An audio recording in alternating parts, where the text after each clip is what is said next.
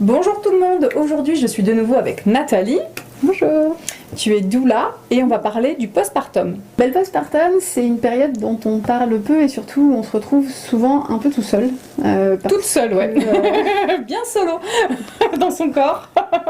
Ouais. Déjà parce qu'on se retrouve avec un petit bébé, que là maintenant le congé paternité il dure un peu plus longtemps, mais que tout le monde ne peut pas encore le prendre et puis qu'un mois ça reste assez court. C'est super, hein, on progresse, mais toujours pas à la hauteur de ce qu'on voudrait.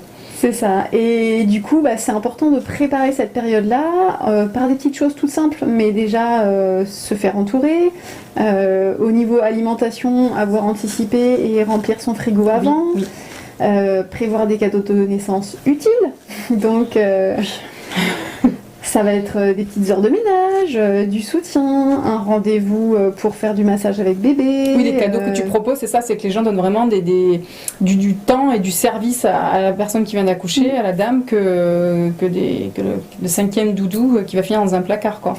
C'est ça, ou le 25e body taille 3 mois. C'est ça, que l'enfant ne met déjà plus. C'est ça, qui sera donné neuf. Ouais. Et puis, quand on vient voir quelqu'un, que ce soit à la maternité ou à la maison, quand ils sont rentrés, l'idée c'est pas de dire bon alors sympa, oui je veux bien un petit thé, oui je veux bien des petits gâteaux. Non, c'est l'inverse en fait, on vient, on ramène à manger, on ramène à boire, on laisse ce qu'il y a en plus, voire on a préparé en plus.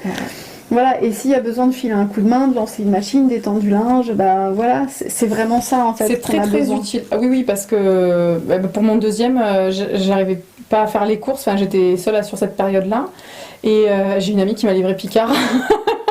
Mais j'étais ravie, j'ai trouvé que c'était un très beau geste et voilà, avec internet en plus on peut faire des livraisons même si on n'est pas à côté.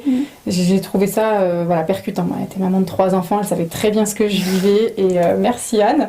Voilà, donc oui, c'est vraiment cibler les besoins de la maman ou des parents parce que voilà, c'est un débordement quand il y a l'arrivée des jumeaux. On sent bien que tout le monde prend cher. C'est ça occupe un petit peu. C'est ça. Donc après, c'est aussi, chacun va avoir des besoins différents et puis on peut avoir aussi des questions et c'est aussi pouvoir, moi en tant que doula, permettre aux parents d'aller voir la bonne personne pour avoir ces réponses. Si c'est des questions d'allaitement, la majorité je peux y répondre, mais si c'est aussi tout ce qui va être des maux, des douleurs ou des gènes pour le bébé, ça peut être orienté vers l'ostéopathe, vers un chiropracteur, voilà. Et du coup, toute problématique a des solutions. Exact. Et aussi, il faut savoir que l'idée que on a un bébé et que la maison est rangée, c'est un petit peu utopique. Oui.